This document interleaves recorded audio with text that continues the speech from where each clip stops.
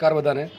Chapter 5ના નવા લેક્ચરમાં આપ બધાનું સ્વાગત છે. આપણે થિયરી આગળ વધારીએ તો એક બે સિમ્પલ ક્વેશ્ચનની પહેલાં ચર્ચા કરીએ, ત્યારબાદ આપણે દાખલા પર અથવા નવો ટોપિક ભણીશું. તો આવો ક્વેશ્ચન ઘણી વખત પૂછાય છે. જેમ કે મેં તમને ચેપ્ટર 1માં પણ કીધેલું કે ભાઈ કોઈ વિદ્યુત ડાયપોલ છે એને નિયમિત વિદ્યુત ક્ષેત્રમાં મૂકવામાં આવે અને વિદ્યુત ડાયપોલ છે એને અનિયમિત વિદ્યુત ક્ષેત્રમાં મૂકવામાં આવે તો જે ડાયપોલ છે વિદ્યુત ડાયપોલ એની વર્તણૂક કેવી હશે, ટૂંકમાં બિહેવિયર કેવો હશે. તો આપણે ખબર છે કે જ્યારે વિદ્યુત ડાયપોલ છે ને નિયમિત વિદ્યુત ક્ષેત્રમાં મૂકશું ત્યારે એના પર શું લાગે? ખાલી ટોર્ક લાગે, બળ લાગશે 0. આ તમને ભણાવેલું છે ચેપ્ટર નંબર 1માં. અને કોઈ વિદ્યુત ડાયપોલ છે એને આપણે અનિયમિત વિદ્યુત ક્ષેત્રમાં મૂકીએ તો એના પર બંને વસ્તુ લાગશે, ટોર્ક પણ લાગશે અને બળ પણ લાગશે. પણ ટોર્ક છે એ લાગ્યા જ નહીં કરે. આપણે ખબર છે કે કોઈ પણ ડાયપોલ આપણે મૂકીએ વિદ્યુત ક્ષેત્રમાં તો એ કઈ રીતે કામ કરશે કે એનો જે ખૂણો છે એ ઘટે. કોની સાથેનો ખૂણો? વિદ્યુત ક્ષેત્ર ઈ સાથેનો ખૂણો જે છે એ ઘટે, એ પ્રમાણે એ બિહેવિયર કરશે. તો ધારો કે આ પ્રમાણે ગોઠવું છે, માનો કે વિદ્યુત ક્ષેત્ર આ પ્રમાણે છે, તો ડાયપોલ છે ધીમે ધીમે આ પ્રમાણે ગતિ કરે, બરાબર છે. જ્યારે એનો વિદ્યુત ક્ષેત્ર સાથેનો ખૂણો થઈ ગયો 0 ત્યારે એના પર ટોર્ક લાગશે નહીં, બરાબર. તો ટૂંકમાં ટોર્ક હંમેશા લાગે એવું જરૂરી નથી. આ બની શકે શરૂઆતમાં ટોર્ક લાગતું હોય, ટોર્કના કારણે શું થશે? ડાયપોલનો વિદ્યુત ક્ષેત્ર સાથેનો ખૂણો ઘટતો જશે. આવું ચેપ્ટર 1ના સંદર્ભમાં વાત કરું છું, બરાબર છે. હવે માનો કે ખૂણો થઈ ગયો 0, મતલબ કે ડાયપોલ છે એની ડાયપોલ મોમેન્ટ વિદ્યુત ક્ષેત્રની દિશામાં આવી ગઈ તો પરિણામી ટોર્ક હશે 0. તો આ કેસમાં હવે ટોર્ક નહીં લાગે. હવે ડિપેન્ડ કરશે જો વિદ્યુત ક્ષેત્ર નિયમિત છે કે અનિયમિત. જો નિયમિત હશે તો ટૂંકમાં આપણે ખબર છે કે જેટલું ધન વિદ્યુત પર બળ લાગે એટલું તે ઋણ પર બળ લાગશે, સેમ ટુ સેમ વેલ્યુનું, અને બંને બળ સમાન મૂલ્યના વિરુદ્ધ દિશામાં છે એટલે પરિણામી બળ 0 હશે. તો એક વસ્તુ બાકી છે, નિયમિત વિદ્યુત ક્ષેત્ર હોય એમાં ડાયપોલ પર પરિણામી બળ 0 હોય. ટોર્ક લાગશે કે નહીં લાગે? આ શરૂઆતમાં ટોર્ક લાગે. જો ડાયપોલનો વિદ્યુત ક્ષેત્ર કંઈક ખૂણો હશે તો ટોર્ક લાગશે. જો ખૂણો 0 થઈ ગયો ત્યારે ટોર્ક લાગશે નહીં. આવું તમને બધું ભણાવેલું છે ચેપ્ટર નંબર 1માં, તમે વ્યવસ્થિત લખવું પણ હશે. તો એ જ વસ્તુને આપણે અહીંયા ચુંબકના સંદર્ભમાં સમજવાની છે કે માનો કે કોઈ ચુંબકીય સોય છે, એટલે કે શું થયું, કોઈ ચુંબકીય ડાયપોલ મોમેન્ટ છે એને આપણે નિયમિત ચુંબકીય ક્ષેત્રમાં મૂકીએ છીએ તો શું થશે? એના પર પરિણામી બળ હંમેશા 0 હશે. કારણ કે જેટલું બળ N ધ્રુવ પર લાગશે એટલું જ તે વિરુદ્ધ દિશામાં બળ S ધ્રુવ પર લાગશે, એટલે પરિણામી બળ 0 થશે. પરંતુ ટોર્ક 0 થશે એવું જરૂરી નથી. ધારો કે આપણે જે ચુંબકીય સોય છે એને નિયમિત ચુંબકીય ક્ષેત્રમાં અમુક ખૂણે મૂકીએ છીએ તો થીટા ખૂણે શું છે? એના પર ટોર્ક લાગશે. પણ આ ટોર્ક લાગશે કઈ રીતે? કે જેથી ડાયપોલનો ખૂણો ઘટતો જાય, એટલે થીટા ઘટતો જાય એ રીતે. અને જ્યારે થીટા બરાબર 0 થશે ત્યારે પરિણામી ટોર્ક 0 થશે. તો લખ્યું છે જ્યારે ડાયપોલને, એટલે કે ચુંબકીય સોયને, કોઈ હું અહીંયા વાત કરું છું ચુંબકીય ડાયપોલની અથવા ગજિયા ચુંબકની અથવા ચુંબકીય સોયની, એને જ્યારે નિયમિત ચુંબકીય ક્ષેત્રમાં મૂકવામાં આવે ત્યારે થીટા ખૂણે માત્ર ટોર્ક જ લાગશે, બળ લાગશે નહીં. જ્યારે થીટા બરાબર 0 થશે ત્યારે પરિણામી ટોર્ક 0 બનશે, પરંતુ તેના પર લાગતું પરિણામી બળ હંમેશા 0 જ હોય છે. એટલે મગજમાં રાખજો, નિયમિત ચુંબકીય ક્ષેત્ર આવે તો પરિણામી બળ હંમેશા 0. કારણ શું? જેટલું N ધ્રુવ પર બળ લાગે સેમ ટુ સેમ વેલ્યુનું S ધ્રુવ પર બળ લાગે, PB અને -PB, એટલે બંને સરખા મૂલ્યના અને વિરુદ્ધ દિશામાં આવે એટલે પરિણામી બળ 0 આવશે. પણ ટોર્ક લાગી શકે, એમ કીધું લાગી શકે, બરાબર છે. થીટા હશે તો ટોર્ક લાગશે, અને ટોર્ક લાગશે કઈ રીતે? થીટા બરાબર 0 થાય એ રીતે. તો જ્યારે થીટા બરાબર 0 થઈ જશે, બરાબર, ત્યારે ટોર્કે 0 થઈ જશે. ટૂંકમાં ડાયપોલ છે એકદમ સંતુલિત અવસ્થામાં આવી જશે. થીટા બરાબર 0 પર ડાયપોલ એકદમ સંતુલિત અવસ્થામાં આવશે, મતલબ કે એના પર પરિણામી ટોર્કે 0 હશે અને પરિણામી બળ પણ 0 હશે. ટૂંકમાં આ પ્રમાણે થઈ જશે સીધી. હવે કાંઈ હલનચલન નહીં થાય. આમ હોય માનો કે તો આગળ નહીં વધે. કારણ શું છે આગળ નહીં વધવાનું? કારણ કે બળ નથી, એટલે ફરશે ખરી. ફરવાનું કારણ શું? ટોર્ક છે. તો ફરતા ટોર્ક આ સ્થાને થઈ જશે 0, બરાબર. ટોર્ક બરાબર PB sin થીટા. થીટા બરાબર 0 થઈ ગયો એટલે સાઇન થઈ ગયો 0, એટલે ટોર્ક થઈ ગયો 0. આ કેસમાં ડાયપોલ સંપૂર્ણ સંતુલિત અવસ્થામાં છે, પરિણામી બળ પણ 0 અને પરિણામી ટોર્ક પણ 0. આ આપણે વાત કરી નિયમિત ચુંબકીય ક્ષેત્રની. હવે માનો કે ડાયપોલ પર આપણે શું કરીએ? અનિયમિત બાહ્ય ચુંબકીય ક્ષેત્ર લાગુ પાડીએ, મતલબ કંઈક આવું રીતે. માનો કે S ધ્રુવ છે ને N ધ્રુવ છે. માનો કે અહીંયા ચુંબકીય ક્ષેત્ર B1 છે, અહીંયા કંઈક B2 છે. હવે અનિયમિત છે એટલે એની દિશા સરખી નહીં, મૂલ્ય સરખા ના હોઈ શકે, બરાબર છે. તો બની શકે કે આના પર કેટલું બળ લાગશે? PB1. આના N ધ્રુવ પર બળ લાગે PB1 અને S ધ્રુવ પર બળ લાગશે PB2. આના પર માઇનસમાં લાગે, બરાબર, વિરુદ્ધ દિશામાં લાગશે. તો સીધી વાત છે, બંને આ સ્થાનો પર જે ચુંબકીય ક્ષેત્ર છે એના મૂલ્ય અલગ અલગ હશે અને દિશા પણ અલગ અલગ હશે. એના કારણે N અને S ધ્રુવ પર લાગતા બળોના મૂલ્ય અલગ અલગ હશે અને દિશા પણ અલગ અલગ હશે. એટલે આપણે એવું કંઈ જરૂરી નથી કે હંમેશા જરૂરી નથી કે અહીંયા પરિણામી બળ 0 થઈ શકે. આ ચાન્સ છે કે પરિણામી બળ 0 થઈ શકે, પણ એવું નથી કે હંમેશા 0 જ હશે. સમજ પડે કે ન પડે? એટલે તમે અનિયમિત ચુંબકીય ક્ષેત્રમાં જ્યારે કોઈ ડાયપોલને મૂકવામાં આવે ત્યારે શું થશે? એના પર પરિણામી બળ લાગી શકે. જ્યારે અહીંયા શું હતું? બળ હંમેશા 0 જ હશે, પણ અહીંયા પરિણામી બળ લાગી શકે. વાત કરીએ ટોર્કની તો સીધી વાત છે, બે બળો છે અલગ અલગ દિશામાં છે એટલે કંઈક તો ટોર્ક ઉત્પન્ન થશે. ટોર્ક ઉત્પન્ન થશે, પણ બનશે એવું કે જ્યારે ખૂણો થીટા હશે ત્યારે ટોર્ક લાગશે. અને જ્યારે ટોર્ક ઉત્પન્ન કઈ રીતે થશે? જેથી થીટા ઘટે એ રીતે. અને જ્યારે થીટા બરાબર 0 થશે ત્યારે પરિણામી ટોર્ક થશે 0. ટૂંકમાં આ કેસમાં પણ ટોર્ક લાગી શકે, આમાં પણ ટોર્ક લાગી શકે. આમાં જ્યારે થીટા 0 થશે ત્યારે ટોર્ક શૂન્ય, આમાં પણ જ્યારે થીટા 0 થશે ત્યારે ટોર્ક શૂન્ય. બેમાં ફરક શું છે? આમાં પરિણામી બળ હંમેશા 0 જશે, જ્યારે આમાં પરિણામી બળ શૂન્ય હોઈ શકે નહીં. બની શકે કે બળ શૂન્ય ના હોય. તો લખ્યું છે જ્યારે અનિયમિત ચુંબક ક્ષેત્રમાં આપણે કોઈ ડાયપોલને, ચુંબકીય ડાયપોલને અથવા ગજિયા ચુંબકને અથવા ચુંબકીય સોયને મૂકીએ ત્યારે એના પર બળ અને ટોર્ક બંને લાગી શકે. જ્યારે થીટા બરાબર 0 થશે ત્યારે ટોર્ક શૂન્ય થાય, પણ ત્યારે બળ તો લાગશે જ, બરાબર કે નહીં? બળ શૂન્ય થઈ શકે નહીં. એવું કંઈ જરૂર નથી કે બળ શૂન્ય થાય છે ઇન શોર્ટ, બરાબર કે નહીં? કારણ કે એન ધ્રુવ અને એસ ધ્રુવ પર અલગ અલગ દિશામાં અલગ અલગ મૂલ્યનું બળ લાગતું હોઈ શકે. એટલા માટે તો તમને સવાલ પૂછાય કે ભાઈ નિયમિત ચુંબક ક્ષેત્રમાં ડાયપોલને મૂકવામાં આવે તો શું થાય? તો બળ તો હંમેશા 0 જશે, ટોર્ક લાગી શકે. થીટા બરાબર 0 થાય ત્યારે ટોર્ક પણ શૂન્ય થશે. એટલે એ કન્ડિશનમાં ડાયપોલ સંપૂર્ણ સંતુલિત અવસ્થામાં આવશે.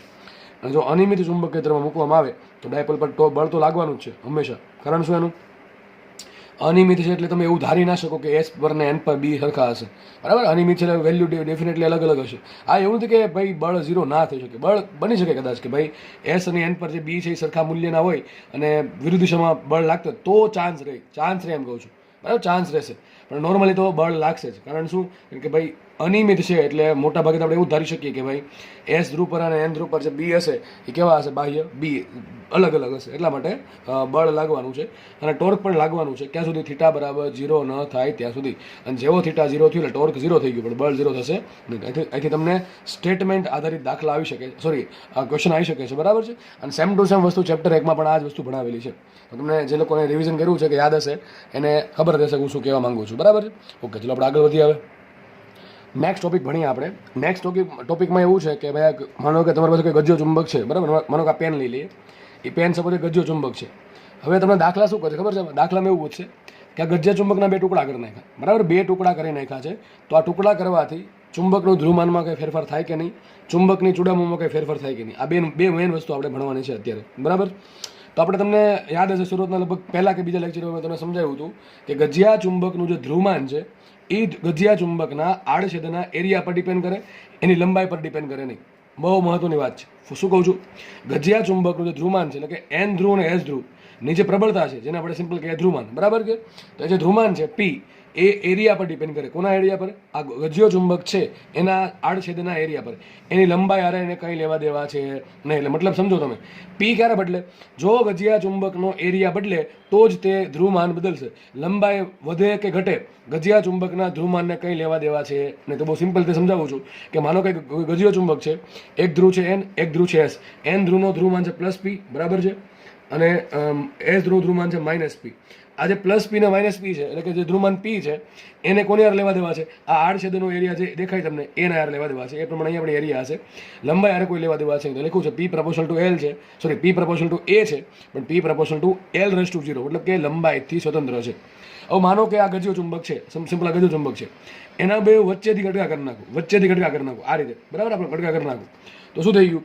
એરિયા બદલશે કે નહીં બદલે? સર એરિયા તો નહીં બદલે. હવે એરિયા નહીં બદલે તો ધ્રુવમાન નહીં બદલે, પણ લંબાઈ કેટલી થઈ ગઈ? લંબાઈ એક ચુંબક અહીંયા મળશે, એક ચુંબક અહીંયા મળશે.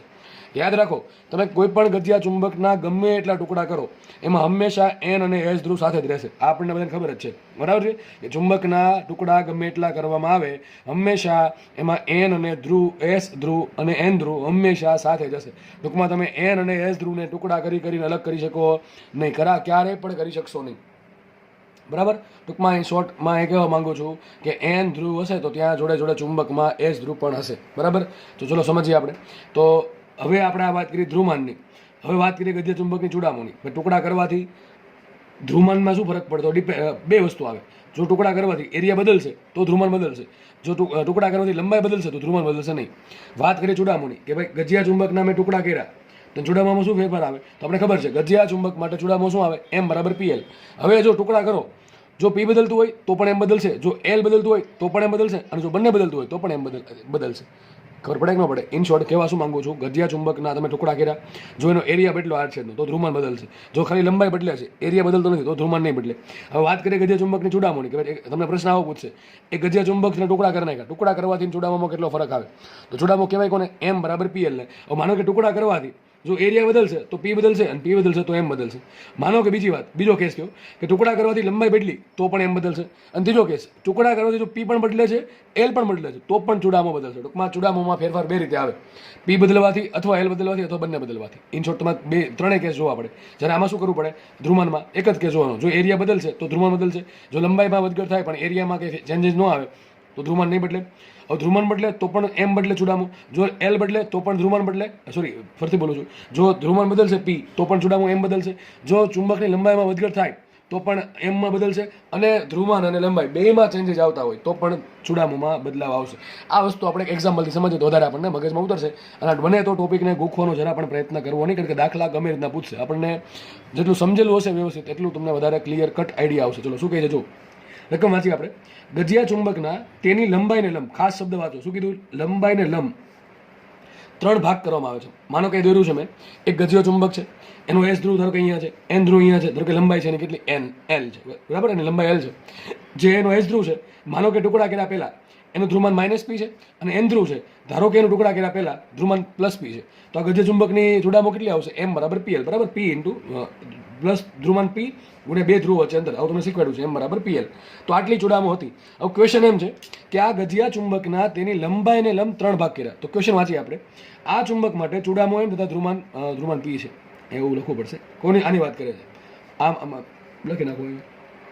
મૂળ ચુંબક માટે, ચલો, મૂળ ચુંબક માટે ચુડામો એમ તથા ધ્રુવમાન p છે. તમને શું કહે છે, એક ગજિયો ચુંબક છે, માનો કે લંબાઈ લખી નાખું છું, મૂળ ચુંબકની લંબાઈ એલ લેવી, મૂળ ચુંબકની લંબાઈ એલ લો. જો કે આ કંઈ જરૂર નથી આપવાની, ચાલશે, પણ માનો કે ગજિયો ચુંબક છે, એની લંબાઈ એલ છે, એસ નું ધ્રુવમાન છે -p, એનું ધ્રુવમાન છે +p, તો આપણે ખબર ચુડામો કેટલી આવશે, m બરાબર pl. તો રકમના દાખલો એમ કહે છે એક ચુંબક છે, એની ચુડામો m છે, ધ્રુવમાન p છે. હવે આ ગજિયા ચુંબકના એની લંબાઈને લંબ 3 ભાગ કરવામાં આવે છે. તો શું કહે છે, ક્વેશ્ચન આવો છે, તો મળતા નાના ટુકડા માટે પરિણામી ચુડામો તથા પરિણામી ધ્રુવમાન મેળવો.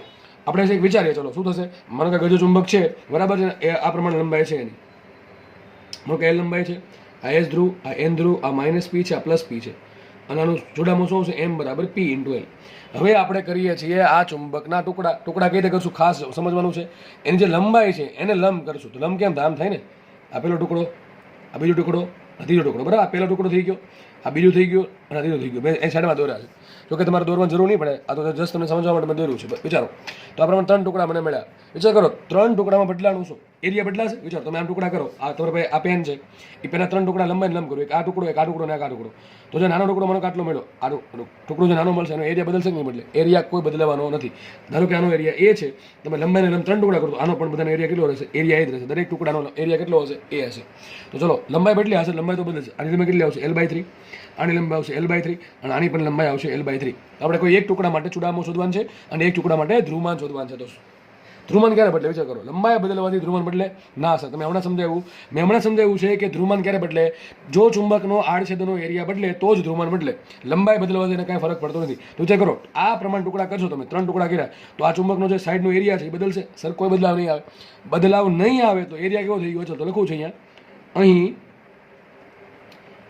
આડછેદનું ક્ષેત્રફળ કે આડછેદનો એરિયા, ક્રોસ સેક્શન એરિયા, એ કેવો, અચળ. એ અચળ, ધ્રુવમાન કેવું, માટે ધ્રુવમાન p પણ કેવું, ધ્રુવમાન p અચળ, કેવું થઈ ગયું, અચળ થઈ ગયું.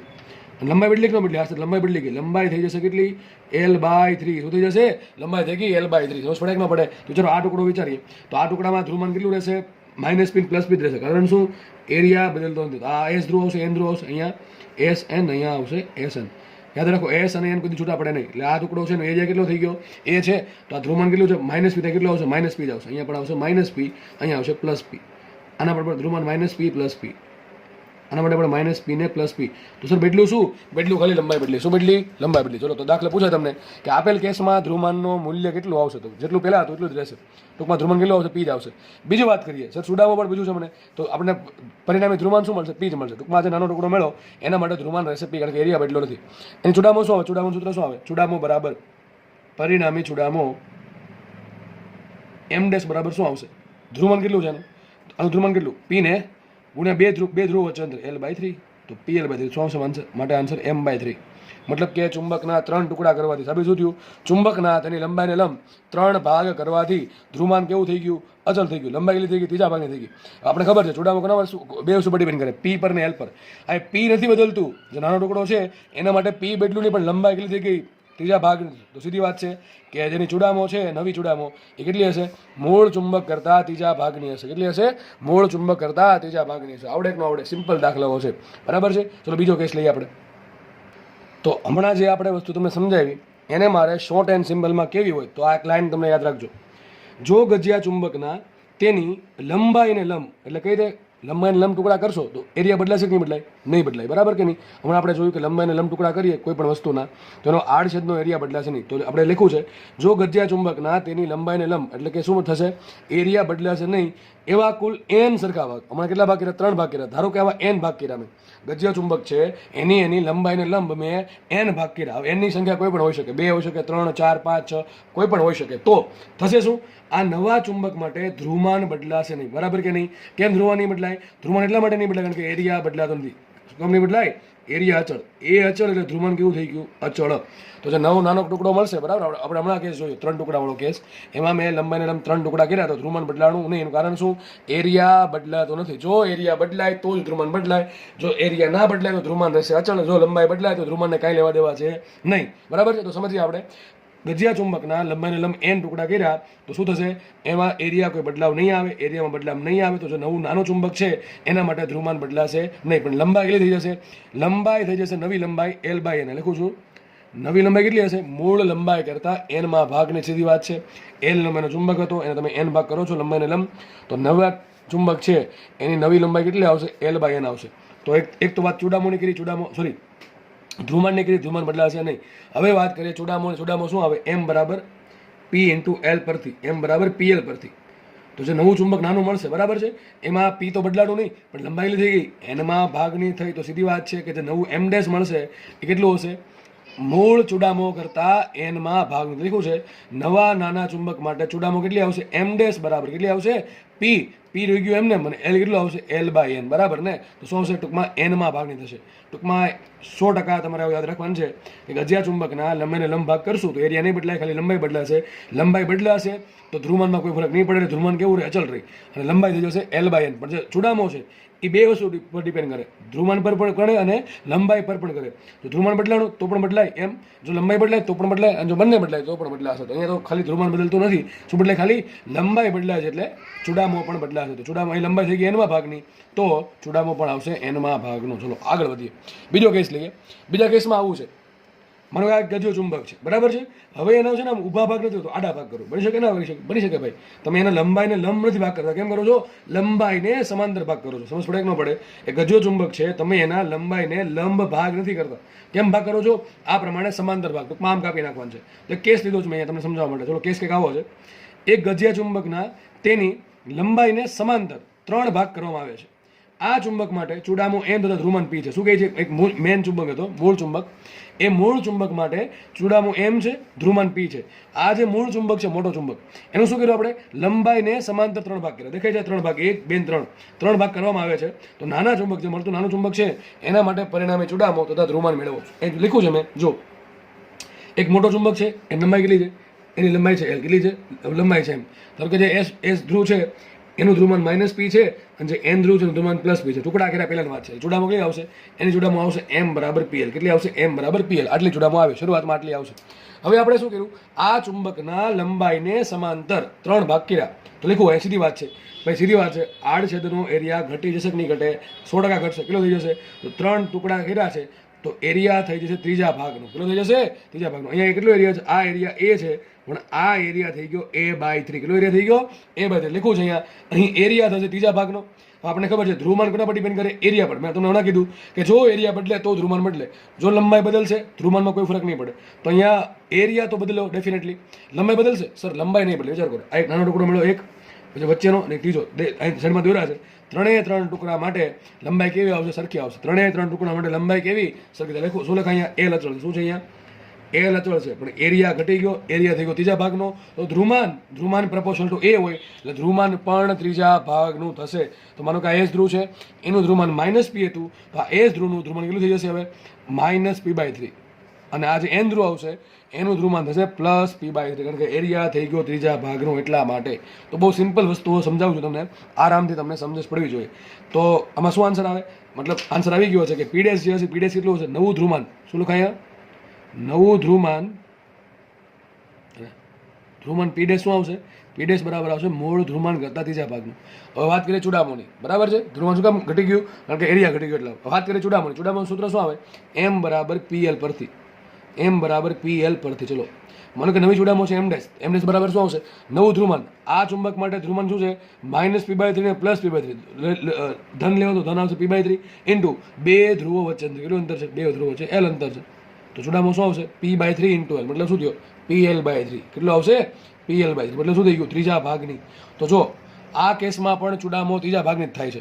આગળના કેસમાં પણ ચૂડામો ત્રીજા ભાગની જ થતી હતી. કારણ શું, આગળના કેસમાં શું હતું કે ભાઈ લંબાઈ ત્રીજા ભાગની થઈ ગઈ હતી પણ ધ્રુવમાન બદલ્યું નહોતું. ધ્રુવમાન ન બદલ્યું પણ લંબાઈ ત્રીજા ભાગની થઈ, એટલે ચૂડામો ત્રીજા ભાગની થઈ. આ કેસમાં શું થયું, લંબાઈ અચળ રહી પણ એરિયા ત્રીજા ભાગનો થઈ ગયો. એરિયા ત્રીજો ભાગનો થવાથી એનું જે ધ્રુવમાન છે એ ધ્રુવમાન થઈ ગયું ત્રીજા ભાગનું. તો લંબાઈ રહી અચળ પણ ધ્રુવમાન ત્રીજા ભાગનું થઈ ગયું, એટલે ચૂડામો ત્રીજા ભાગની થઈ ગઈ. તો બંને કેસમાં ચૂડામો તમને ત્રીજા ભાગની જ મળશે. પણ આગળના કેસમાં ધ્રુવમાન અચળ હતું, જ્યારે અહીંયા ધ્રુવમાન અચળ નથી. આ કેસમાં એલ અચળ છે, બરાબર કે નહીં. તો બહુ સિમ્પલ વસ્તુઓ છે, એક જ વસ્તુ, એક જ સિમ્પલ કોન્સેપ્ટ કે ભાઈ શું P ∝ A હોય અને m = pl હોય. બસ આટલું ખબર હોય તો દાખલો ગમે સોલ્વ થઈ જાય. ટુકડાનો એરિયા બદલે તો P બદલશે, P બદલે તો પણ m બદલે, L બદલે તો પણ m બદલે, અને બંને બદલે તો પણ m બદલે. હવે આપણે મિક્સ કેસ જોઈએ. પહેલાં આનું સ્ટેટમેન્ટ વાંચી લે, સ્ટેટમેન્ટ શું આવશે, પછી આપણે બે મિક્સ કેસ જોઈએ છીએ. ક્વેશ્ચન કંઈક આવો છે, એટલે કે સ્ટેટમેન્ટ આવું છે, જો ગજિયા ચુંબકના લંબાઈને સમાંતર m ભાગ કરવામાં આવે. એક કામ કરીએ, m છે ને નહીં રાખીએ આપણે, m નથી રાખવું, કારણ કે આ ચૂડામાનું એમ ભેગું થઈ જશે. ધારો કે લખી નાખું છું x ભાગ, કેટલા લખી નાખું છું x ભાગ, જસ્ટ સમજાવવા માટે. જો ગજિયા ચુંબકના લંબાઈને સમાંતર x ભાગ કરવામાં આવે તો નવા ચુંબક માટે ધ્રુવમાન શું થશે, x માં ભાગનું. કેટલામાં થશે, સીધી વાત છે. કારણ શું, કારણ કે એરિયા થઈ જશે x માં ભાગનું. લખું છું કે અહીંયા એ x માં ભાગનું થવાથી તો નવો ચુંબક જે મળશે એના માટે એરિયા કેટલો હશે, x માં ભાગનો. લંબાઈ કેવી, અચળ, તો લખું છું L અચળ. L અચળ રહેશે જ્યારે એનું એરિયા થઈ ગયો x માં ભાગનો. કારણ કે આપણે ભાગ પડ્યા લંબાઈને સમાંતર, કોમન સેન્સ. તો આપણે નવા ચુંબક જે મળશે એના માટે એરિયા હશે x માં ભાગનો અને L કેવો હશે, અચળ હશે. એટલે આપણે ખબર છે ધ્રુવમાન P ∝ એરિયા હોવાથી એરિયા x માં ભાગનો થાય તો ધ્રુવમાન પણ x માં ભાગનું થાય. અને ચૂડામો શું આવશે, ચૂડામો m = pl. ચૂડામો સૂત્ર શું આવે, m = pl. ચલો pl માં L કેવા, અચળ, પણ ફરીથી બોલું છું, m = pl માં L કેવા છે, અચળ છે. પછી ધ્રુવમાન P છે એ થઈ ગયું x માં ભાગનું, એટલે ચૂડામો કેટલું થશે, x માં ભાગનું. ચૂડામો કેટલું થાય, x માં ભાગનું. અહીં m કાઢીને x લખ્યું છે, કારણ કે પેલું m છે ને એ ચૂડામો વાળા કદાચ મિક્સ થાય એટલા માટે. તો ફરીથી સ્ટેટમેન્ટ વાંચીએ આપણે કે જો ગજિયા ચુંબકના તેની લંબાઈને સમાંતર x ભાગ કરવામાં આવે તો એરિયા થશે x માં ભાગનો, લંબાઈ રહેશે અચળ. હવે A ∝ P હોય એટલે P ∝ A થવાથી શું થશે, નવા ચુંબક માટે ધ્રુવમાન x માં ભાગનું થશે, જ્યારે નવા ચુંબક માટે ચૂડામો પણ x માં ભાગની થશે. અરે ખોટું લખ્યું, અહીંયા એમ જ બરાબર, તો અહીંયા આવશે x. કંઈ નહીં, વાંધો નહીં, આ ચૂડામો એમ છો, સોરી, કંઈ રહેવા દો ને, વાંધો નહીં.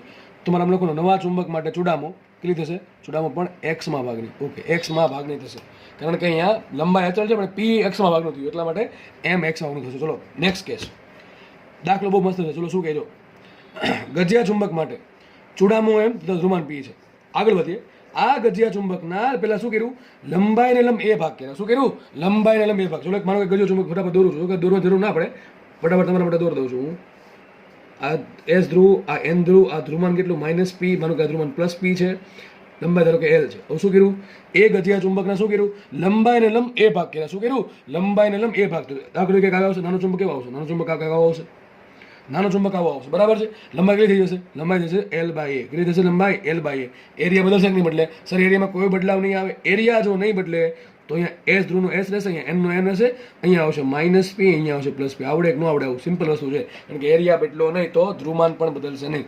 લંબાઈ બદલી ગઈ તો ચૂડામો શું આવશે, ચૂડામો અહીં ચૂડામો કેટલી છે, m. અહીંયા જુઓ, વિચારો, m = pl ને.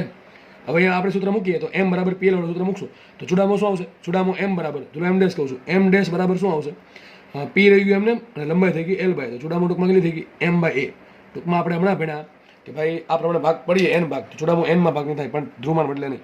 આગળ વાંચીએ તો ટૂંકમાં મેં એટલું વાંચ્યું મને આટલી ખબર પડી કે ભાઈ ચુંબક હતું, લંબાઈ એલ હતી, ધ્રુવમાન પી હતું, ચૂડામો એમ હતી. હવે એના લંબાઈને લંબ આ પ્રમાણે એ એન કેટલા ભાગ કર્યા? એ ભાગ કર્યા. તો જે નવું ચુંબક મળશે એની લંબાઈ હશે એલ બાય એ, એરિયા કેવો હશે લખું છું, એ લંબાઈ થઈ ગઈ એલ બાય એ, એરિયા કેવો હશે? એ હશે અચળ. કેવો હશે? એરિયા અચળ હશે, એટલે ધ્રુવમાન થઈ ગયું અચળ.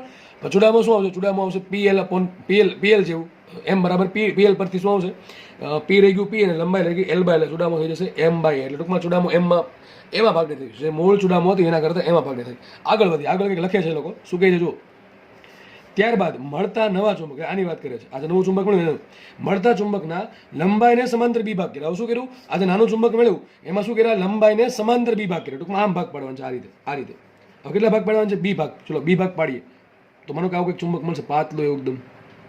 આજે નવું ચુંબક મળશે, લંબાઈ કેટલી હશે? આટલી જ હશે ને, કારણ કે આમાંથી ભાગ પડ્યા છે. તો આ થઈ ગઈ લંબાઈ એલ બાય. આ કેસમાં લંબાઈ કેવી? અચળ. આમાં એરિયા કેટલો થશે? એરિયા થશે બીમાં ભાગનું, સીધી વાત છે ને. આ એરિયા કેટલો છે? એ છે. આ એરિયા કેટલો? એ છે. હવે તમારે આમ ભાગ પાડવાનો છે, 1 2 3 4 5. કેટલા ભાગ પાડવાનો છે? બી ભાગ. બી એક સંખ્યા હશે, બરાબર? બી એક સંખ્યા 5 4 3 2 ગમે એવા ભાગ હશે. ઓકે, તો જે નવું ચુંબક મળશે વિચારો એમાં એરિયા બદલો કે ન બદલો? બદલો છે.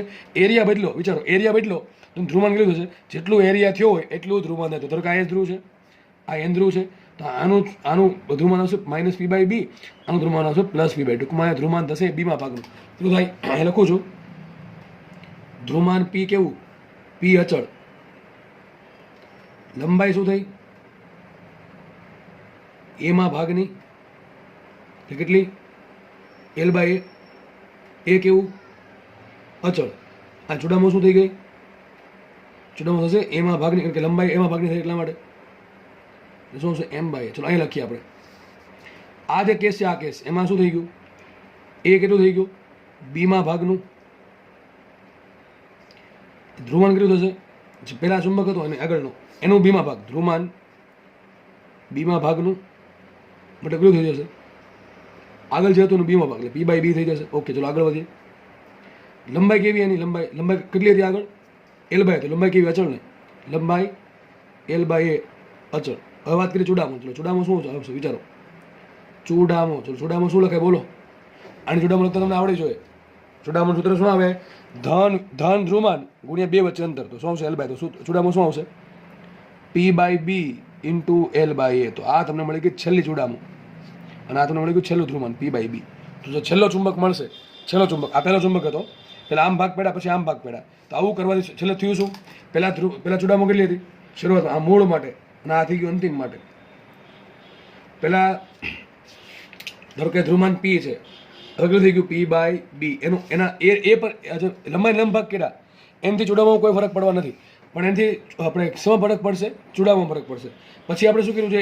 એ ભાગ વાળો ચુંબક હતો એના બી સમાંતર ભાગ કર્યા, લંબાઈ સમાંતર. તો શું થઈ ગયું? એનું જે ધ્રુવમાન છે એ થઈ જાય છેલ્લે અંતિમમાં બીમાં ભાગનું, અને ચૂડામાં પહેલાં કેટલી હતી? એમ. તો કેટલી આવશે? એમ બાય એ બી. ટૂંકમાં જ્યારે પણ તમે લંબાઈ બદલાવો કે એનો ધ્રુવમાન બદલાવો, ચૂડાવોમાં ડેફિનેટલી ફરક પડશે. તો તમે યાદ રાખી શકો છો આ વસ્તુ. તમે દાખલો પૂછાય, આવો દાખલો પૂછશે, માનો કે દાખલો આવો પૂછો, એક ગજિયા ચુંબક માટે ચૂડામો એમ તથા ધ્રુવમાન પી છે.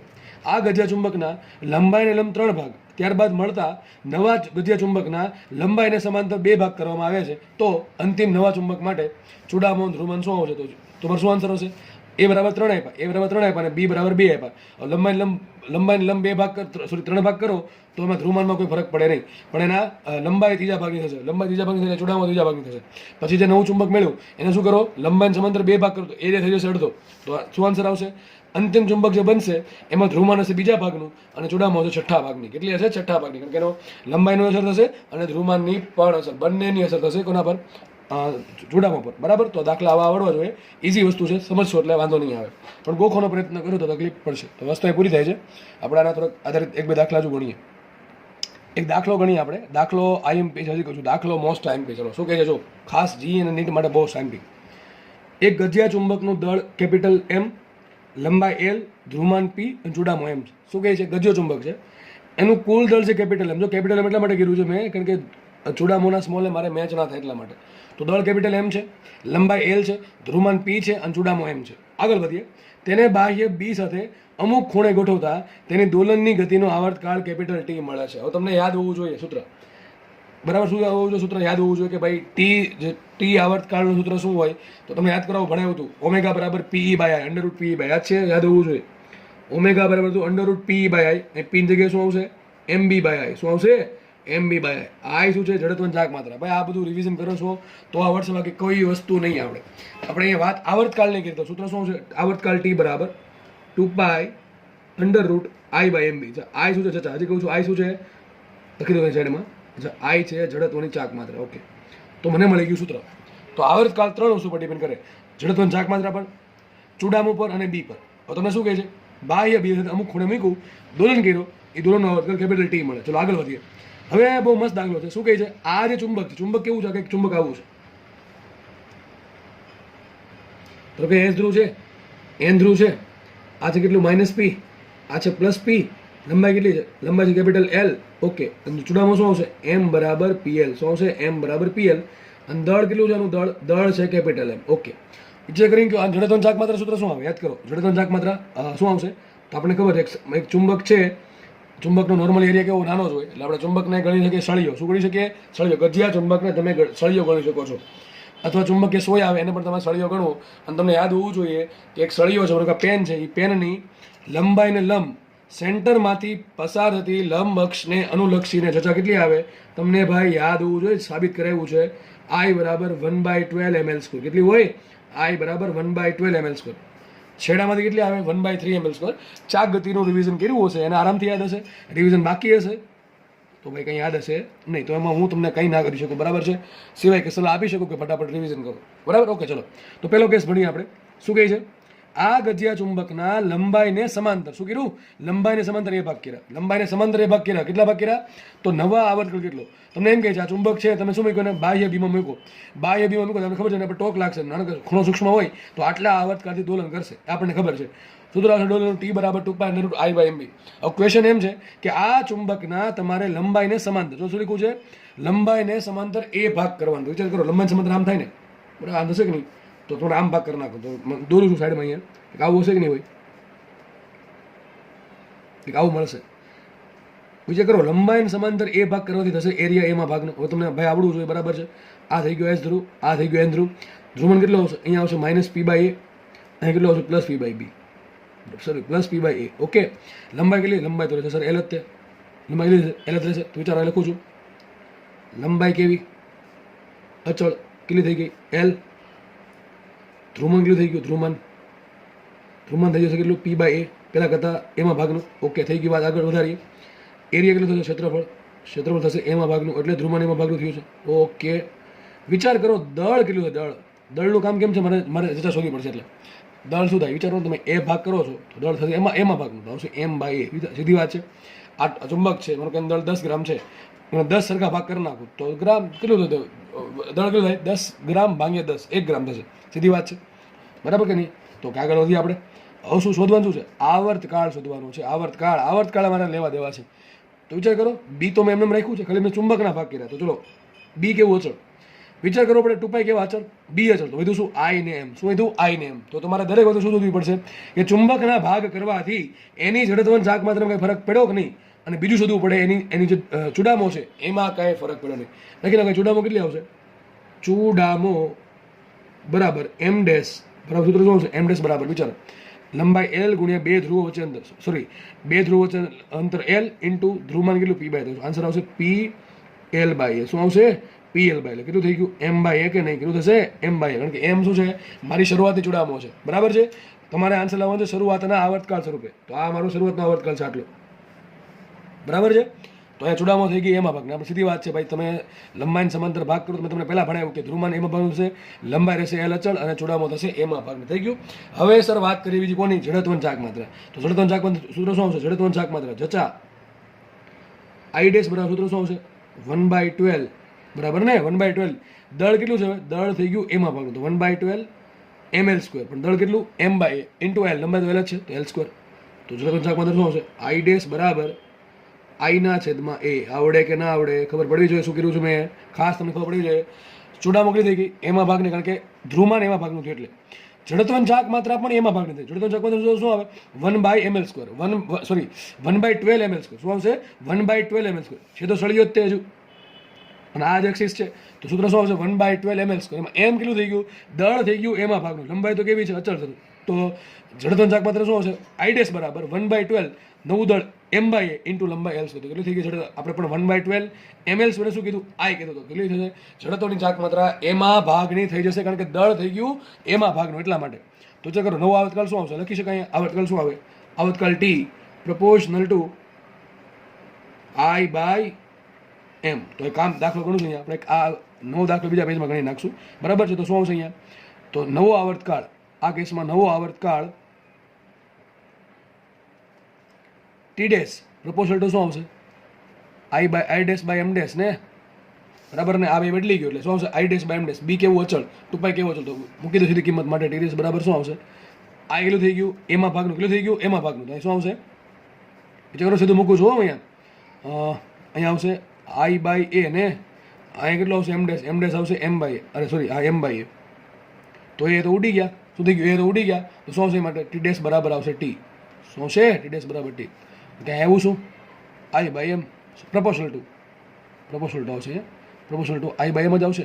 પણ I/m તો ટી કહેવાય, તો મતલબ શું થયો, આવર્તકાળ બદલશે નહીં. આ કેસમાં આવર્તકાળ બદલશે નહીં, કારણ કે જડત્વની ચાક માત્રા એમાં ભાગની થઈ અને ચૂડામાં પણ સોરી જડત્વની ચાક માત્રા એમાં ભાગની થઈ અને ચૂડામાં પણ એમાં ભાગની થઈ. બેનું શું થાય, ગુણોત્તર, તો એ ઉડી જવાના છે. મતલબ કે આવર્તકાળમાં કોઈ ફરક નહીં પડે. મોસ્ટ આઈએમપી દાખલો, તમે દાખલાઓ કહે છે કે આ પ્રમાણે બધું આપી દીધું છે. આ ચુંબકના તેની લંબાઈને સમાંતર 20 ભાગ કરવામાં આવે અને જો નાના ભાગને સમાન ચુંબકીય ક્ષેત્રમાં સૂક્ષ્મ ખૂણે ગોઠવવામાં આવે તો એની જે દોલન ગતિ થાય છે એમાં ઓમેગા કેટલું રહી, આવર્તકાળ કેટલો રહી અથવા આવૃત્તિ કેટલી રહી. મેં તમને આવર્તકાળ માંગ્યો છે, બરાબર. તમને બીજી વસ્તુ પણ માંગી શકે, બીજી એટલે કઈ માંગે, ઓમેગા માંગે ને એફ માંગે, તો કોઈ ચેન્જ આવશે નહીં. એનો આવર્તકાળ બદલશે નહીં, એની આવૃત્તિ બદલશે નહીં અને એના માટે ઓમેગા પણ બદલશે નહીં. કારણ શું, સૂત્ર આવે t બરાબર 2π/I/mb. બી ચલો અચળ છે તો વધુ શું I/m, તો √I/m. જોવું એ પડે જડત્વની ચાક માત્રા કેટલી બદલી, જોવું એક પડે ચૂડામો કેટલી બદલી. ચૂડામો થશે એમાં ભાગની અને જડત્વની ચાક માત્રા પણ થશે એમાં ભાગની. તો બેનું છેદ સોરી કિંમત મૂકશો તો અહીંયા આવશે I/a, અહીંયા આવશે m/a. એ ઉડી ગયા, વધુ શું I/m, તો √I/m જ વધ્યું. ટૂંકમાં આવર્તકાળ જે પહેલા હતો એટલો ને એટલો રહેશે. ચલો બીજો કેસ સોલ્વ કરીએ. બીજા કેસમાં શું છે, તેની લંબાઈને લંબ બી ભાગ કરીએ. ચલો જોઈએ આમાં કેટલો થશે આવર્તકાળ. અલગ પેજમાં ગણું છું હું, દાખલો ગણીએ આપણે. હવે જો લંબાઈને લંબ બી ભાગ કરવાનો મતલબ એમ નહીં કે પહેલાં એ ભાગ કરીને પછી એમાંથી બી ભાગ કરવાનો. ના, શરૂઆતમાં કીધા છે કે આ બે દાખલા અલગ અલગ છે, બરાબર. તમને કોઈ એક દાખલો પૂછશે, મેં તમને એકમાં બે ગણાવ્યા છે. ટૂંકમાં તમારે મૂળ ચુંબકના જ બી ભાગ કરવાના છે. એવું નહીં કે પેલા મૂળ ચુંબક છે ને એ ભાગ કર્યા પછી જે એ ભાગ વાળો મળ્યો એના બી ભાગ કરો, એમ પણ દાખલો સોલ્વ થઈ જ છે, બરાબર. એમાં કંઈ ફરક ન પડે, પણ એ દાખલો અલગ જ છે. ટૂંકમાં બીજો દાખલો અલગ છે. તો શું કરશું આપણે, એક નવો એક મૂળ ચુંબક હતો એના માટે બધી વસ્તુ આટલી છે. હવે શું કરશું, એના લંબાઈને લંબ બી ભાગ કરશું. શું કરશું, લંબાઈને લંબ બી ભાગ. તો ચલો આ ચુંબક છે, લંબાઈ L છે, દળ M, ટૂંકમાં બધી વસ્તુ લખેલી છે. હવે શું કરીએ, લંબાઈને લંબ એટલે ટૂંક આમ ભાગ કરશું ને તો નાનો ચુંબક એક આવો મળશે. આ છે એનો S ધ્રુવ, આ છે N ધ્રુવ. વિચારો લંબાઈ કેટલી થઈ ગઈ. હવે લંબાઈને લંબ બી ભાગ, લંબાઈ કેટલી થઈ જશે એની L/b. શું લંબાઈ આવશે, L/b. લંબાઈ થઈ ગઈ બીમાં ભાગની. એરિયા બદલશે નહીં, એરિયા તો એનો એ જ રહેશે. તો ધ્રુવમાન શું રહેશે, અહીંયા આવશે -p ને અહીંયા આવશે +p. તો લખતો જાઉં છું અહીંયા હું સાઈડમાં લખતો જાઉં. ધ્રુવમાન કેટલું આવશે, ધ્રુવમાન p કેવું અચળ, ક્ષેત્રફળ એ કેવું અચળ, એટલે ધ્રુવમાન અચળ છે. ક્ષેત્રફળ એ અચળ. લંબાઈ કેટલી થઈ ગઈ, લંબાઈ બરાબર થશે કેટલી, બીમા ભાગની. લખું છું બીમા ભાગની. નવી લંબાઈ, નવું બધું લખું છું આના માટે. તો નવી લંબાઈ આવશે બીમા ભાગની. થઈ ગયું આટલું. આગળ વધીએ. હવે જુદું કોની પડશે, દળની. આ દળ કેટલું થશે વિચારો, દળ થશે શું બીમા ભાગનું, એટલે કેટલું થશે m/b, બરાબર કે નહીં. નવું દળ આવશે m/b. આગળ વાત કરીએ, એની લંબાઈ બદલી ગઈ, બી બદલી ગયું, કે દળ બદલી ગયું. આગળ વધીએ તો હવે શું આવશે, ચૂડામો ચુંબકીય ડાયપોલ મોમેન્ટ કેટલી થાય વિચારો. ધ્રુવમાન ચુંબકીય ડાયપોલ મોમેન્ટ કોને કહેવાય, ધ્રુવમાન p ગુણ્યા બે ધ્રુવો વચ્ચે. તો શું આવશે અહીંયા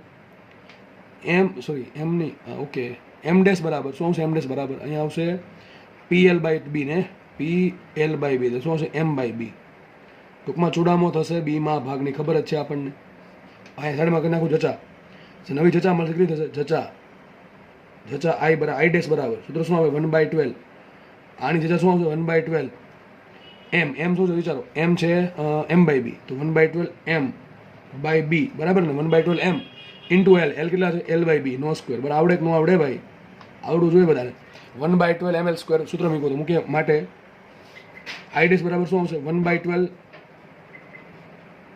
ml square into 1/b cube. બરાબર કે નહીં, થશે કે થાય કે પહેલા કેસમાં શું થતું હતું, ખાલી દળ બદલ્યું હતું, લંબાઈ એમને રહી. આ કેસમાં દળે બદલશે અને લંબાઈ બદલશે, બે બદલે એટલા માટે જડતાની ચાક માત્રામાં ધરકમ ફેરફાર આવશે. એટલે શું આવશે 1/12 ml². પણ 1/12 ml² શું આઈ કહેવાય, તો આવશે I/b³. તો માટે જડતાની ચાક માત્રા થઈ જશે I' બરાબર I/b³. થઈ ગયું. આગળ વધીએ આપણે. તો મુખ્ય કિંમત સૂત્ર શું આવે, T પ્રપોર્શનલ ટુ √I/m પરથી મુખ્ય કિંમત T' બરાબર T ડબલ ડેશ કહો, ચલો T ડબલ ડેશ બરાબર T double dash proportional two શું આવશે, √I' m'. મુખ્ય કિંમત પ્રપોર્શનલ ટુ I' બરાબર શું મૂકો, I/b³ છેદમાં m' બરાબર શું મૂકો, m/b. કારણ કે છૂટામાં થઈ ગઈ બીમાં ભાગની, જડત્વની ચાક માત્ર થઈ ગઈ I/b³, I/b³ એટલે b³ ભાગની, બરાબર એવું કહી શકો તમે.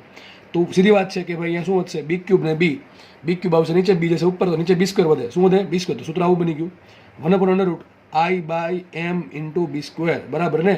તો લખાઈશું માટે T' પ્રપોર્શનલ ટુ 1/b², જેનું વર્ગમૂળ શું નીકળે 1/b ઇન્ટુ શું આવશે, ઇન્ટુ આવશે I/m. તો I/m T કહેવાય કે ન કહેવાય, યાદ છે ને, I/m શું કહેવાય, પ્રપોર્શનલ T. તો સાબિત થઈ ગયું. માટે T ડબલ ડેશ એટલે બીજો કેસ જે છે એમાં કેટલો આવર્તકાળ મળશે, બીમાં ભાગનો. કેટલો મળશે, બીમાં ભાગનો. જવાબ આવી ગયો આપણો કે નવા કેસમાં એટલે બીજા કેસમાં જો તમે ચુંબકના લંબાઈને લંબ બી ભાગ કરશો તો જે નવો આવર્તકાળ હશે એ મૂળ આવર્તકાળના બીમાં ભાગનો હશે. તમને દાખલામાં પૂછે એ બધું આપી દીધું, તમને કીધું કે આ ચુંબકના લંબાઈને લંબ 5 ભાગ કરવામાં આવે તો નવો આવર્તકાળ શું હશે, 5મા ભાગનો. આવૃત્તિ શું હશે, 5 ગણી હશે. અને કોણીય આવૃત્તિ કેટલી હશે, 5 ગણી. કારણ કે સીધી વાત છે, આવર્તકાળ 5મા ભાગનો થાય તો આવૃત્તિ અને કોણીય આવૃત્તિ 5 ગણી થાય. તો સીધી વાત છે, અહીંયા આવર્તકાળ બીમાં ભાગનો થયો તો આવૃત્તિ થશે 5 ગણી અને બી ગણી અને એની કોણીય આવૃત્તિ પણ બી ગણી થાય. જ્યારે આગળના કેસમાં શું હતું, આગળના કેસમાં આપણે ભાગ પડ્યા લંબાઈ સમાંતર, તો આવર્તકાળમાં કોઈ ફરક પડશે નહીં, આવૃત્તિમાં કોઈ ફરક પડશે નહીં અને એની કોણીય આવૃત્તિમાં પણ કોઈ ફરક પડશે નહીં. દાખલો સારો છે, ઘણી બધી વખત પૂછાઈ ગયો છે. આના આધારે દાખલા ઘણી બધી વખત પૂછાણા છે. મોસ્ટ આઈએમપી દાખલો, એકદમ સારો દાખલો છે. વિચારવાનું શું, I ને M, I બદલે તો પણ T બદલશે, M બદલે તો પણ T બદલશે, પણ બેમાં ફેરફાર જો સરખો હોય તો ટીમાં કોઈ ફેરફાર થશે નહીં. પણ આ કેસમાં જો લંબાઈને લંબ ટુકડા કરશું તો જેટલા તમે ટુકડા કર્યા છે એટલામાં ભાગનો તમારો આવર્તકાળ થઈ જશે, આવૃત્તિ એટલા ગણી થઈ જશે અને કોણીય આવૃત્તિ પણ એટલા ગણી થઈ જશે. દાખલો સારો છે, બરાબર. આપણે આગળ વધીએ તો દાખલો થોડોક વ્યવસ્થિત તૈયાર કરશો તો તમને વધારે મજા આવશે, તો આરામથી સમજાઈ જશે. નેક્સ્ટ દાખલો જોઈએ. આના આધારિત દાખલો છે, બરાબર છે, પણ બે ભેગું કરી. ચલો શું કીધું, જો એક ગજિયા ચુંબકના લંબાઈને લંબ અને લંબાઈને સમાંતર NN ભાગ કરવામાં આવે તો સમાન ચુંબકીય ક્ષેત્ર B લાગુ પાડતા નવો આવર્તકાળ શોધો. તેનો મૂળ આવર્તકાળ T છે. તમે શું કહે છે, ગજિયો ચુંબક હતો એને તમે પહેલાં શું કર્યું, લંબાઈને લંબ N ભાગ કર્યા, પછી જે નાનો ભાગ મળ્યો એનું શું કર્યું, પાછળ લંબાઈને સમાંતર N ભાગ કર્યા, તો નવો આવર્તકાળ કેટલો, તો આપણે ખબર છે, લખી દઉં છું, લંબાઈને સમાંતર ભાગ કરવાથી ટી બદલે નહીં. હમણાં તમને ભણાવ્યું, લંબાઈને સમાંતર ભાગ કરશો તો ટી નહીં બદલે. તો તમે લંબાઈને સમાંતર N ભાગ કરો એનાથી કંઈ ફરક નહીં પડે. તો તમે લંબાઈને લંબ N ભાગ કરવાથી આવર્તકાળ ટી Nમાં ભાગનો થશે. તો વિચારો, મારી પાસે એક ચુંબક છે, એના મેં પહેલાં શું કર્યું, લંબાઈને સમાંતર ભાગ કરી નાખું N. આવર્તકાળ બદલે કે નહીં બદલે, પહેલાં કેટલો હતો T, હવે કેટલો T જશે. હવે શું કર્યું છે, નાનો ભાગ મેળો, બરાબર છે, એનો શું કરું છું, લંબાઈને લંબ પાછા પહેલાં લંબાઈને સમાંતર ભાગ કર્યા N. આવર્તકાળમાં કોઈ ફેરફાર નહીં આવે, કારણ કે એનું કારણ શું, જડત્વની ચાક માત્ર Nમાં ભાગની થશે અને ચૂડામો પણ Nમાં ભાગની થશે, એટલે બેમાં ફેરફાર થઈ ગયો 0. એટલે ટૂંકમાં બેનો ફેરફાર બેનો અવગણાય છે, ટૂંકમાં નાબૂદ કરે છે ઇન શોર્ટ. એટલે શું સાબિત થશે કે લંબાઈને સમાંતર N ભાગ કરવાથી શું થશે, એટલે લખું છું, લંબાઈને સમાંતર N ભાગ કરવાથી આવર્તકાળ T નહીં બદલે, પણ લંબાઈને લંબ N ભાગ કરશો તો આવર્તકાળ Tમાં ભાગનો થશે. આપણે બે કર્યું તો સમાંતર ભાગ કર્યા N ભાગ, એની આવર્તકાળ પર કોઈ અસર નથી, પણ તમે લંબાઈને લંબ જે N ભાગ કર્યા એના કારણે આવર્તકાળ Nમાં ભાગનો થાય. તો બેને કારણે શું થશે, N સમાંતર ભાગ અને N લંબ ભાગ કરવાથી શું થાય, વિચારો, તો બંને કરવામાં શું થાય, આના કારણે આવર્તકાળમાં કોઈ ફેરફાર નહીં થાય, પણ આના કારણે આવર્તકાળ થશે Nમાં ભાગનો. તો નવો આવર્તકાળ શું મળશે, નવો આવર્તકાળ T બરાબર શું આવશે, T' બરાબર શું આવશે, T/N. તો શું આન્સર આવે, T/N. T/N² ટીક કરીને નહીં આવતા, કારણ શું, લંબાઈને સમાંતર N ભાગ કર્યા એની આવર્તકાળ પર કોઈ અસર જ નથી. આવર્તકાળ એમને જ રહેશે. હવે શું કરીએ, એ જે નાનો ચુંબક મળ્યો સમાંતર ભાગનું, એના શું કરું છું, લંબાઈને લંબ n ભાગ કરું છું, તો આવર્તકાળ થશે n માં ભાગનો. શું થશે, n માં ભાગનો. વિચાર કરો આ કેસમાં નવો જે પરિણામી જોડામો કેટલી હશે, વિચારો પરિણામી જોડામો કેટલી હશે વિચારજો. હું કહું ડાયરેક્ટ કહી દઉં છું, m ડેશ બરાબર હશે m/n². કેટલી હશે, કે જો લંબાઈને સમાંતર n ભાગ કર્યા, જોડામો થશે n માં ભાગની, પાછા n ભાગ કર્યા, જોડામો થશે પાછી n માં ભાગ, તો થશે કેટલી m/n². શું થશે m/n². ધ્રુવમાન કેટલું હશે વિચારો, ધ્રુવમાન આવશે p ડેશ બરાબર p/n. લંબાઈ શું છે, લંબાઈ l ડેશ બરાબર l/n. ક્ષેત્રફળ શું આવશે, ક્ષેત્રફળ આવશે a ડેશ બરાબર a/n. ઓકે, બધી વસ્તુમાં આવી ગયું, આવર્તકાળ આવી ગયો, ચુડામો આવી ગઈ, ધ્રુવમાન આવી ગયો ને લંબાઈ પણ આવી ગઈ. અને જડત્વની ચાક માત્રા કેટલી વિચારો, જડત્વની ચાક માત્રા થશે કેટલી, સાથે વિચાર લેજો, બરાબર આવડી જશે. ઓકે, તો દાખલો એ સોલ્વ થાય છે. દાખલા આવા પૂછાય તો તમને આવડવા ફરજિયાત છે, બરાબર. આમાં માર્ક્સ ના જવા જોઈએ. મોસ્ટ આઈએમપી દાખલા, હજી કહું છું મોસ્ટ આઈએમપી દાખલા ટૂંકમાં ઘણી બધી વખત પૂછાય છે. આમાં અલગ અલગ વેરિએશન લાવીને કોન્સેપ્ટ ખબર હશે તો ગમે એવો દાખલો સોલ્વ થઈ જશે. બાકી ગોખવું હશે તો તકલીફ તો રહેશે 100%. નેક્સ્ટ દાખલો જોઈએ આપણે. દાખલો બહુ જ સારો દાખલો છે, મોસ્ટ આઈએમપી દાખલો. ચલો આગળ વધીએ. શું કહે છે, જો બે નાના સમાન, આ શબ્દ જરૂરી, નાના ચુંબકો છો અને બીજું સમાન પણ છે, તો બે નાના સમાન ગજિયા ચુંબકો માટે ચૂડામો છે m બરાબર 1 એમ્પિયર/મીટર². બે ચુંબક છે, બંને કેવા છે, સૂક્ષ્મ છે, બરાબર. શું કેવા છે, સૂક્ષ્મ છે, બંને સમાન છે, એટલે બેન ચૂડામો કેટલી આપી, 1 આપી છે. હવે કહે છે શું, જો આ બંને ચુંબકોને એકબીજાને લંબ તેમના કેન્દ્રો વચ્ચેનું અંતર 4 મીટર રહે તેમ ગોઠવેલા છે. બે ચુંબકને ગોઠવવાના છે, ગોઠવવાના કીધું છે, એકબીજાને લંબ ગોઠવવાના છે, અને એ પ્રમાણે ગોઠવવાના કે બે ચુંબકોના કેન્દ્ર વચ્ચે અંતર 4 મીટર. વિચારો 4 મીટર એટલે બહુ વધારે અંતર કહેવાય, બરાબર. એટલે ઇન સેન્સ એવું કહેવા એમ માંગે છે કે આ 4 મીટરની સરખામણીમાં ગજિયા ચુંબકોની લંબાઈ ઘણી નાની છે. અહીંયા મેં જસ્ટ મોટા દોર્યા છે તમને સમજાવવા માટે, બાકી ચુંબકો ઘણા નાના છે, બરાબર છે. તો માનો કે એક ચુંબક અહીંયા ગોઠવું આડું અને એક ચુંબક આવશે ઊભું, બરાબર. કારણ શું, બંને ચુંબકો એકબીજાને લંબ છે. તો પેલા આપણે આકૃતિ સમજી લઈએ. એક ચુંબક આડું છે અને એક ચુંબક ઊભું છે, બરાબર છે. ક્વેશ્ચન એમ કહે છે કે બંને ચુંબકો એકબીજાને કેવા છે, લંબ છે. હવે કહે છે એમ કે એક ચુંબકનું સેન્ટર અને બીજા ચુંબકનું સેન્ટર, એ બે ચુંબકના સેન્ટર, ટૂંકમાં આ પોઈન્ટ, આ સેન્ટરનો પોઈન્ટ આ અને સેન્ટરનો પોઈન્ટ આ, બંને વચ્ચે અંતર 4 મીટર આપ્યું. આટલું કીધું, ખબર પડે ન પડે, તો આગળ વાંચીએ. તેમના કેન્દ્રો વચ્ચે અંતર 4 મીટર રહે તેમ ગોઠવેલા છે. તો તેમના કેન્દ્રોને જોડતી રેખા, આ થઈ ગઈ, આ સેન્ટર અને આ સેન્ટર, બંને જોડતી રેખા ના મધ્યબિંદુ પાસે, એટલે મધ્યબિંદુ આ થયું કે નહીં, મધ્યબિંદુ પાસે પરિણામી ચુંબકીય ક્ષેત્ર મેળવવાનું છે. શું શોધવાનું છે, બી શોધવાનું છે, બી. તો વિચાર કરો, ચુંબકમાંથી બી કઈ રીતે મળે? અરે ભાઈ આરામથી યાદ કરો, ચુંબકમાં તકલીફ પડે તો જવાનું કૂદકો ક્યાં મારવાનો, ચેપ્ટર નંબર 1માં ચુંબકને સરખાવવાનું વિદ્યુત ડાયપોલ આરે. તો જેમ આપણને વિદ્યુત ડાયપોલમાંથી વિદ્યુત ક્ષેત્ર મળતું હતું એ જ પ્રમાણે મને અહીંયા ચુંબકમાંથી શું મળશે, બી મળશે. બહુ દાખલો ઇઝી છે, ચલો સોલ્વ કરીએ આપણે. તો વિચારો, પહેલાં આપણે અલગ અલગ ચુંબક લઈશું. ચલો પેલા નામ આપી દીધું, ધારો કે આ નીચેનો ચુંબક છે, પહેલા નંબરનો ચુંબક છે, અને ઉપરનો છે, બીજા નંબરનો ચુંબક છે. તો આપણે કામ કરશું, આ પહેલા ચુંબકના કારણે આ પોઈન્ટ પાસે બી કેટલું હશે, આ પોઈન્ટ અંતર કેટલું થઈ ગયું, આ અંતર થયું, આ યાદ છે આર, આ અંતરને કહેવાય આર. તો આ કેટલું આવશે, આર બરાબર આવશે 2 મીટર. કેટલું આવશે આર, કારણ કે આ ડિસ્ટન્સ 4 મીટર છે, તો મધ્યબિંદુ શું થાય, આટલું અંતર થાય 2 મીટર. તો ટૂંકો મને આર આપ્યું. વિચાર કરો, તમને કંઈ સમજ ન પડે આટલું સમજો કે મને આ પ્લસ ક્યુ વિદ્યુત બાર છે, આ માઇનસ ક્યુ વિદ્યુત બાર છે, બરાબર છે. આ પ્લસ ક્યુ માઇનસ ક્યુ ટૂંકમાં વિદ્યુત ડાયપોલ છે. વિદ્યુત ડાયપોલની માટે આ પોઈન્ટ કયું થાય, અક્ષ પર થાય કે વિષુવરેખા પર થાય?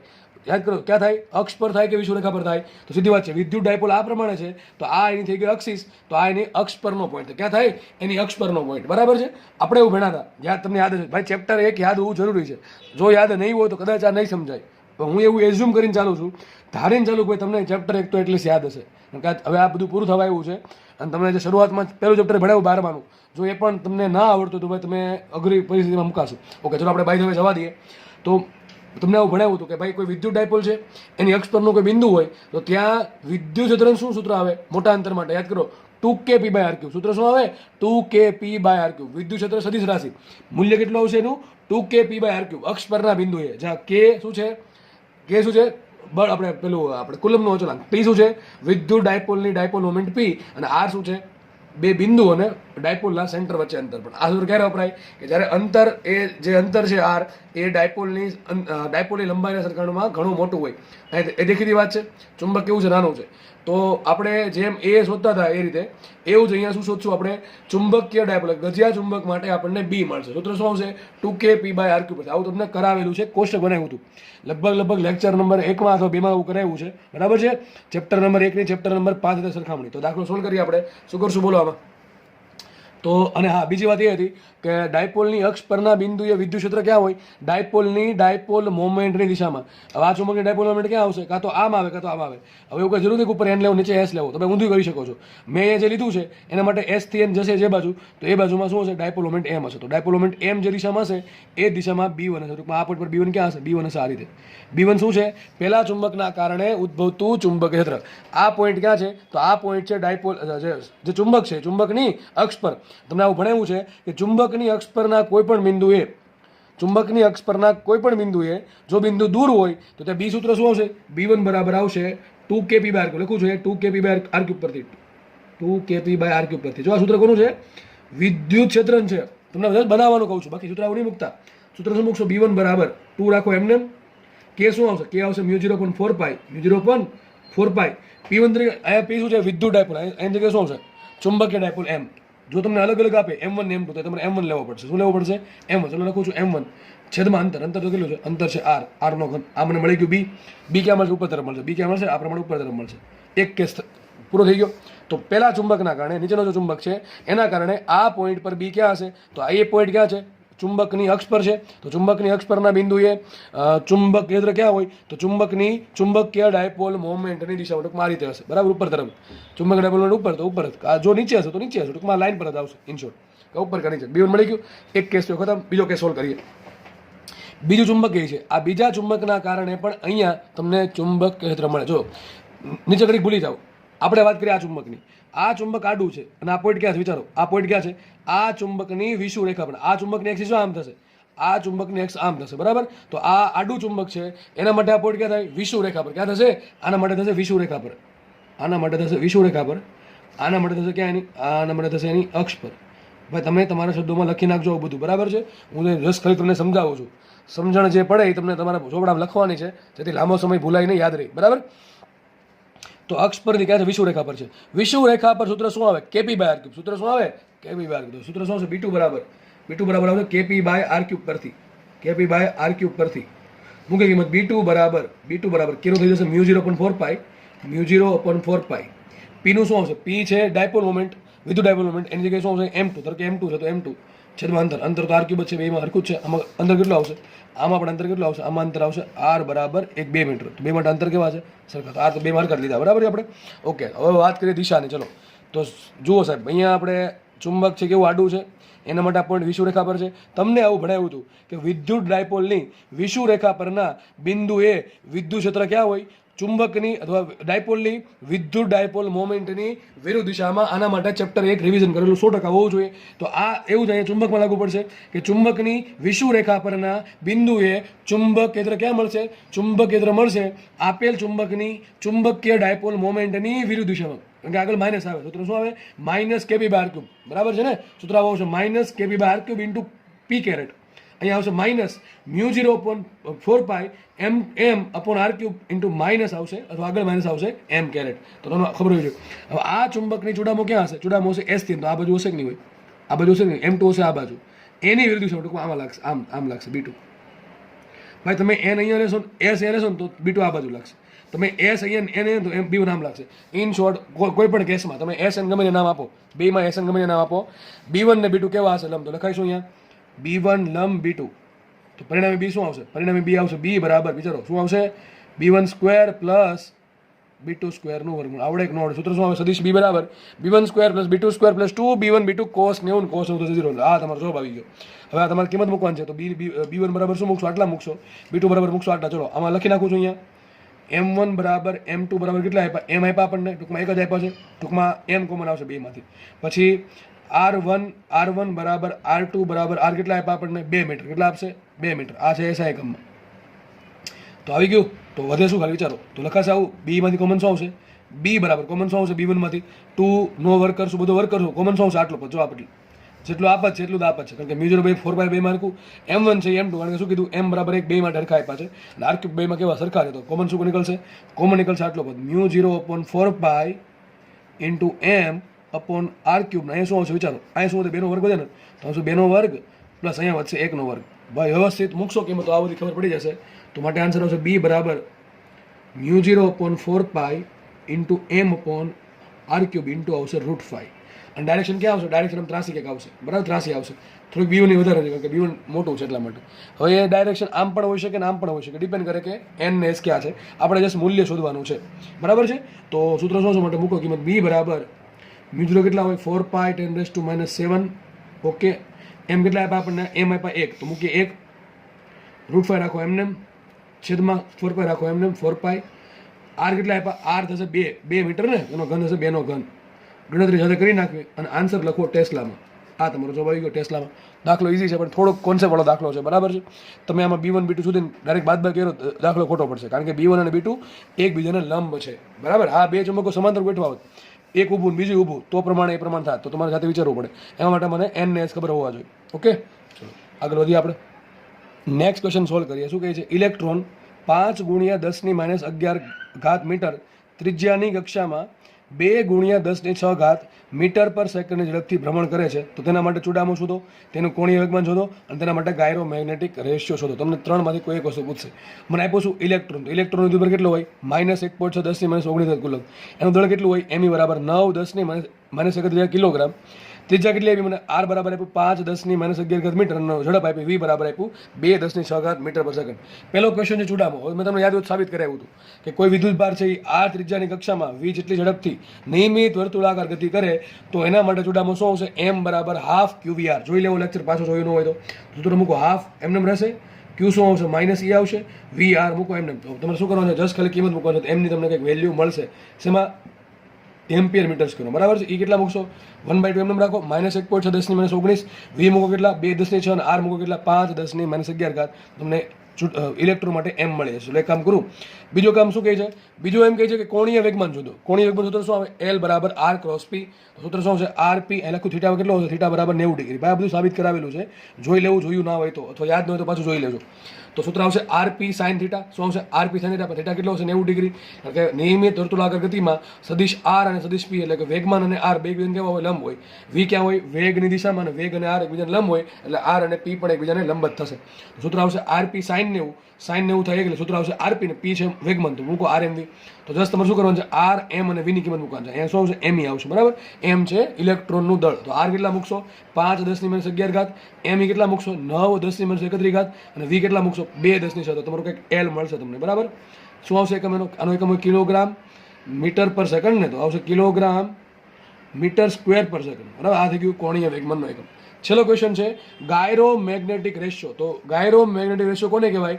કે કોઈ પણ વિદ્યુત ભારની ચુડામો અને એ વિદ્યુત ભારના કોણીય વેગમાનનો ગુણોત્તર. તો જો આ દળ નથી, આ શું છે? ચુડામો છે. આ શું છે? ચુડામો. તો ચુડામોનો જે આન્સર આવે એ ભાગ્યા શું કરો? કોણીય વેગમાનનો જે આન્સર આવે, આવું શીખવાડેલું છે. એ બંનેના રેશિયો શું કહેવાય? ગાયરો મેગ્નેટિક રેશિયો. અને એનો જવાબ કેટલો આવશે? સીધી વાત છે, તમે આના ભાગમાં આ મૂકશો, આન્સર શું આવશે? Q/2 Me. તો વિશેષ વિદ્યુત ભાર ભાગ્યા 2, યાદ છે ને? વિદ્યુત ભાર ભાગ્યા 2 ગુણ્યા દળ કરો તો પણ તમને ગાયરો મેગ્નેટિક રેશિયો મળે. તો તમને માનો કે ખાલી શું પૂછ્યું? ગાયરો મેગ્નેટિક રેશિયો પૂછ્યો હોય તો આ શોધવાની જરૂર નથી. ડાયરેક્ટ શું કરી દેવાનું? વિદ્યુત ભાર ભાગ્યા 2 ગુણ્યા દળ. યાદ સૂત્ર શું હતું? યાદ કરો. વિશિષ્ટ વિદ્યુત ભાર ભાગ્યા શું કરવાના? 2. તો પણ તમને શું મળે? આન્સર આવશે કે ન હોય? તો ટ્રાય કરજો. અને એવું લાગે તો આમાં કેલ્શિયમ વાપરી દેજો. -E/2 Me કરશો તો તમારો આન્સર આવી જશે. 8.8 સમથિંગ આવશે. તો ગાયરો મેગ્નેટિક રેશિયો મળી જશે. એનો એકમ શું હોય? કુલમ પર કિલોગ્રામ. શું હશે? કુલમ પર કિલોગ્રામ. મગજ બરાબર. અને MLT પણ પૂછશે. ઓકે, દાખલો સોલ્વ થાય છે, બરાબર છે? તો આજે આપણે અહીંયા રાખીએ. નેક્સ્ટ લેક્ચરમાં આપણે વધારાના ટોપિક્સ અને દાખલાની પ્રેક્ટિસ કરીશું. ધન્યવાદ. જય હિન્દ.